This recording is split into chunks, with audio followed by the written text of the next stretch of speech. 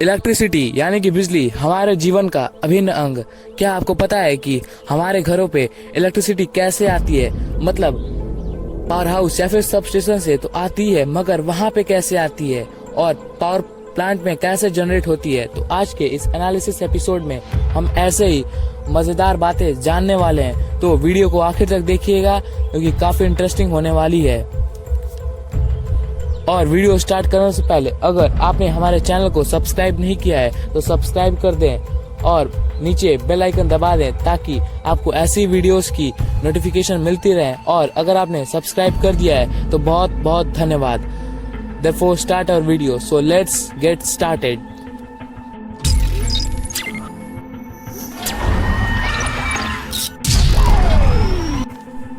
Electricity यानी कि बिजली हमारे जीवन का काफी महत्वपूर्ण अंग है। इस बात का अंदाजा हम ऐसे लगा सकते हैं कि क्या हो अगर हमारे घरों में बिजली एक वीक के लिए न आए, मतलब आप पागल ही हो जाओगे। और अगर आप नोटिस करोगे तो इलेक्ट्रिसिटी दो जगहों से आती है। पहला, आसपास के किसी सबस्टेशन से या फिर सोलर पैनल से। सोलर पैनल को तो आप सब जानते हैं कि वह सूर्य की किरणों से चलता है और वो इतना महंगा होता है कि उसे सब अफोर्ड भी नहीं कर पाते, इसलिए हम जनरली अपने आसपास के सब स्टेशन का बिजली यूज करते हैं। पर अगर मैं आपसे पूछूं कि हम सबके घरों में बिजली सब स्टेशन से कैसे आती है, तो आप कहोगे कि सब स्टेशन बिजली पावर स्टेशन से आती है और इन्हीं पावर स्टेशन की बदौलत दुनिया का 66% घर अंधेरे से मुक्त। तो चलिए एक सेक्वेंटल वे में जानते हैं कि इन 66% घरों में पावर स्टेशन से बिजली कैसे आती है। पावर स्टेशन का एक अलग ही प्लांट होता है जहाँ पे इलेक्ट्रिसिटी बनती है यानी कि प्रोड्यूस होती है। ये पावर प्लांट कोल से इलेक्ट्रिसिटी प्रोड्यूस कराता है और ये प्लांट कुछ इस तरीके का दिखता है, कुछ बिल्कुल ऐसा।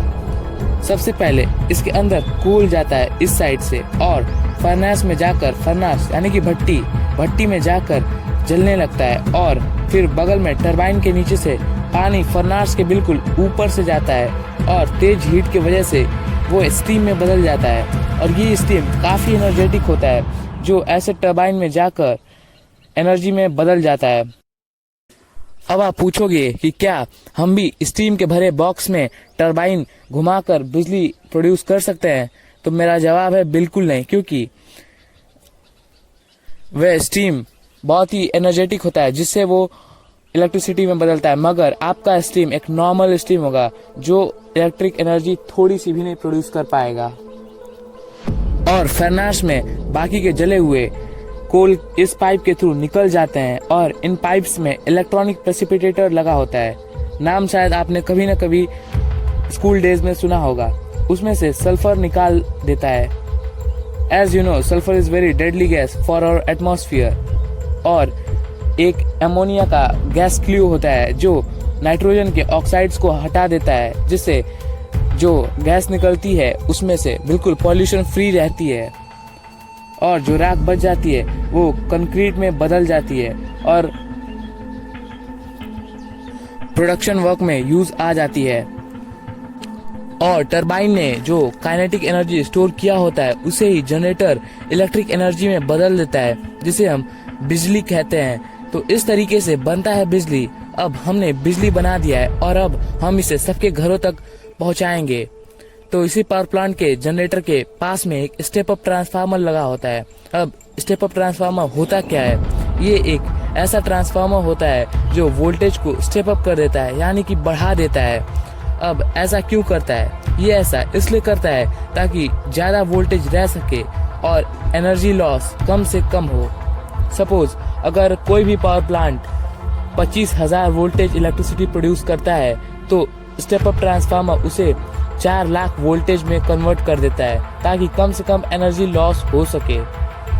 अब ये बड़े बड़े पाइलॉन्स पे यानी कि खंभे जो जनरली अपने आसपास देखते होंगे, उसके थ्रू केबल्स से डिजायर सब स्टेशन तक पहुंच जाता है और वहां पे लगे स्टेप डाउन ट्रांसफार्मर के थ्रू वोल्टेज कम हो जाता है और फिर होम फ्यूज बॉक्स के थ्रू 230 वोल्टेज में बदल जाता है और इस तरीके से हमारे घर पे इलेक्ट्रिसिटी पहुंचता है और हम इसका इस्तेमाल अपने हाउस होल्ड वर्क्स में करते हैं। तो देखिए इतना कॉम्प्लिकेटेड प्रोसेस है इलेक्ट्रिसिटी आने का।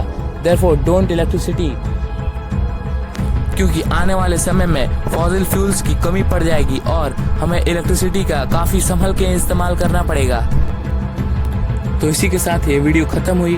वीडियो कैसी लगी कमेंट में ज़रूर बताएं। इसके साथ ही हमने हमारे चैनल को 10 मिलियन सब्सक्राइबर्स तक पहुंचाने का मिशन बनाया है। तो मेरी आपसे एक छोटी सी रिक्वेस्ट है कि हमारे चैनल को सब्सक्राइब जरूर कर दें। इससे हमें हमारे मिशन को एकम्प्लिश करने में सहायता मिले और बने रहें हमारे चैनल पे। साथ ही रोज विजिट करें हमारे चैनल पे, क्योंकि हर दूसरे दिन वीडियो आती रहेंगी। So please cooperate to complete our mission. Stay motivated, stay learning. See you again.